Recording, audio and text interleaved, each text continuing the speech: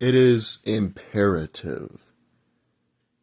It is paramount that before you broadcast your opinion on something, you know the basic, elementary, fundamental, foundational reason behind it. Right now, tons of people are speaking about what is transpiring with Iran. And while I respect a plethora of differing opinions, I think it is important for us as individuals to know the basics. You start off with the foundations, and then you get to the more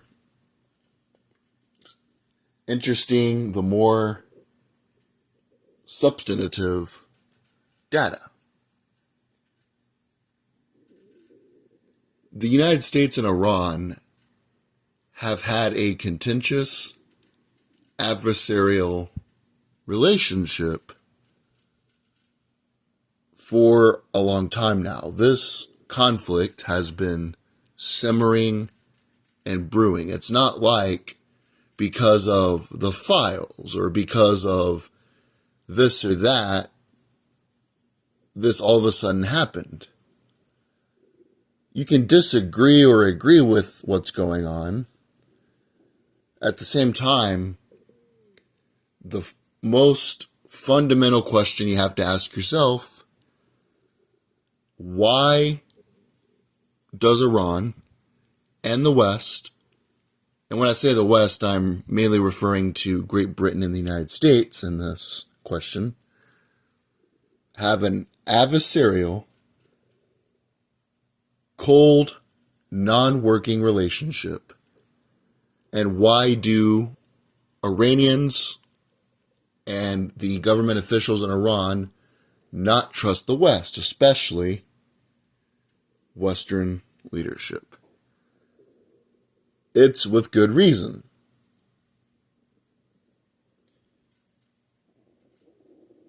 This begins with Great Britain.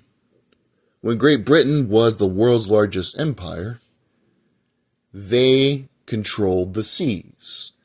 In order to control the seas, you need energy. When they found a oil field in Iran, they began to use that strategically, especially in World War I and World War II. They created an oil company called the Anglo-Iranian Company. Not only did they use, and when I say they, I'm referring to the British, not only did they use the resources, but they also in 1914 bought 51% of the company. Meaning that not only did they use the resources, but they generated a majority of the profit and owned a majority of the stock. This was the way it happened for a while. Then in 1951, Mohammad Mossadegh became the Prime Minister of Great Britain. He had an idea that went against the grain. His idea was, how about Iran generate the majority of the profits from its resources? It's our oil. We should get the majority of the profits. He tried to nationalize Iran's oil. The West didn't like this. There are declassified CIA documents you can look up. In 1953, the CIA and MI6 essentially overthrew in a coup the Iranian government. Kermit Roosevelt, who is related to Theodore Roosevelt, the former president, was involved.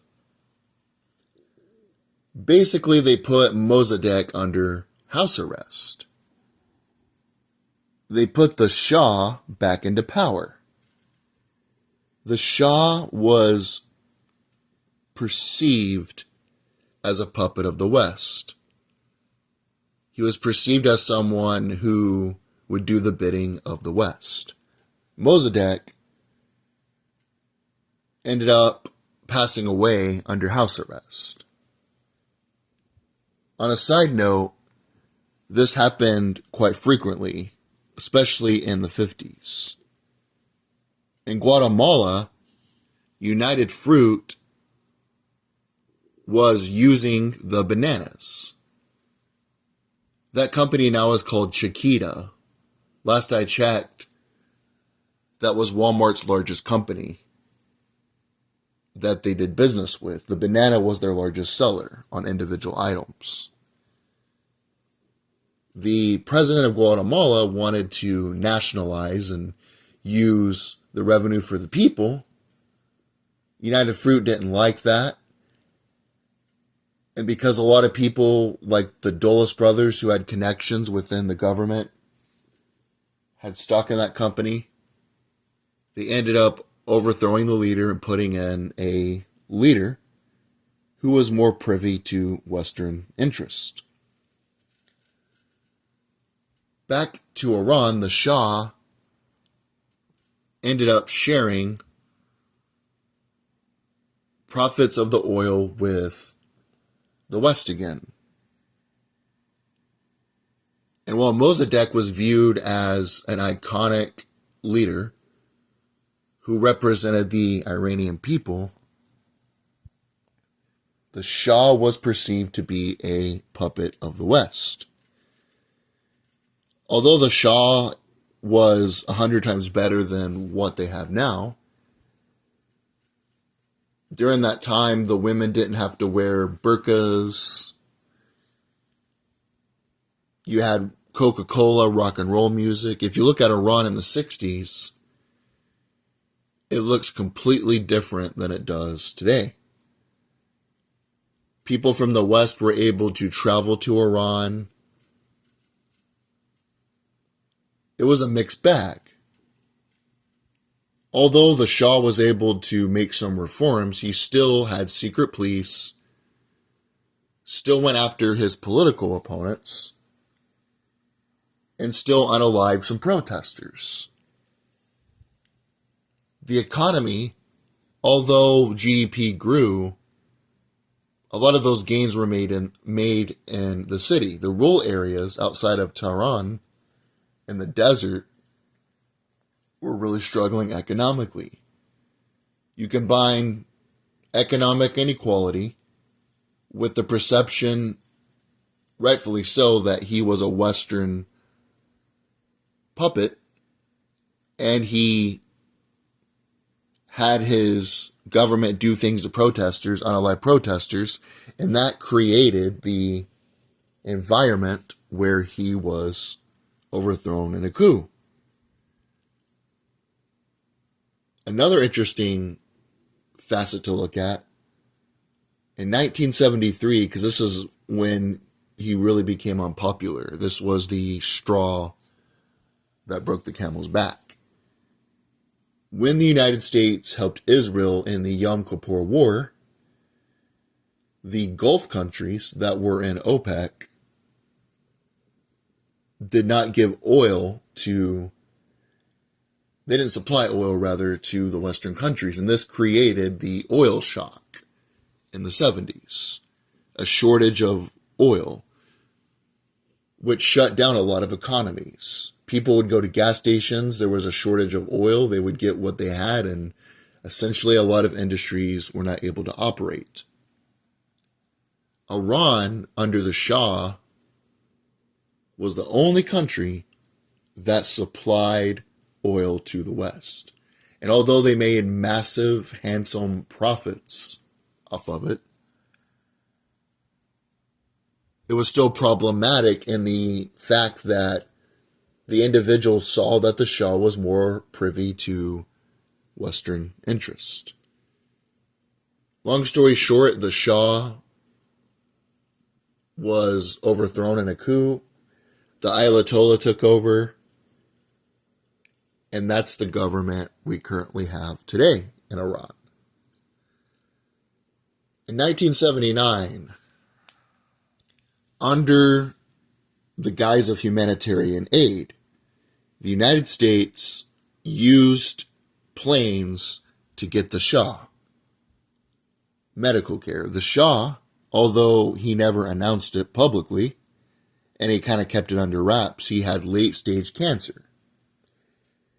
When the United States was going to get him and use the airplanes, the public was alarmed. They thought, oh no, here goes the United States again trying to put the Shah back in power. And that's when the students at the embassy in Tehran took the hostages. For 444 days, U.S. citizens were hostages in Iran. Although the Shah ended up passing away not too long after that, and although the Ayatollah had nothing to do with this event transpiring, nonetheless, this was the first iceberg that would lead to the contentious adversarial relationship today. Although the Ayatollah had nothing to do with it, he still publicly supported it. And on top of that, he did nothing to try to get the hostages returned. These hostages were not freed until the next presidential administration of Ronald Reagan. Many people think this is what cost Jimmy Carter the election. The next domino to fall that led to the current adversarial relationship, the Iraq-Iran War. Iraq and Iran in the 80s got into a war that essentially ended up being a stalemate. But there was massive casualties on both sides, and it really strained the economy in Iran. The United States used the mantra, the enemy of my friend is my enemy, essentially. They shared intelligence with Saddam Hussein during the war against Iran. They also gave them information to hit targets, civilian and military, and use chemical weapons. Imagine if the United States and Russia got into a war. Iran was giving intelligence to hit civilian military targets in the United States. That would cause a kerfuffle, right? That would cause a lot of contention between the countries. And that's what happened. You combine all those factors, the West exploiting resources, interfering in the personal affairs, overthrowing governments, sharing intelligence with the enemy. And while I don't support this current regime, I wouldn't shed any tears if they got a better alternative in place. It's still important to understand why things happen, to understand the history of it all. Fun fact, and then I will conclude, Iran used to be called Persia for thousands of years. It was referred to as Persia, the Persian Empire with Cyrus the Great and Darius and all of those individuals. This name was used because of the Greeks, which the Greeks were the West and the Persians were the East. And that's sort of when this rivalry began, back in classical ancient times. Herodotus, the father of history, is the one that came up with the name Persia. Then the Romans used that name. But in 1935, the monarch at the time changed the name to Iran, which meant land of the Arabs, because he wanted to go against what he perceived to be a name that supported colonialism. That's some fundamental, elementary information of why the West and Iran don't like each other. The two most important dates, if you want to know why this event today is happening and is prevalent in the news headlines: 1953 and 1979.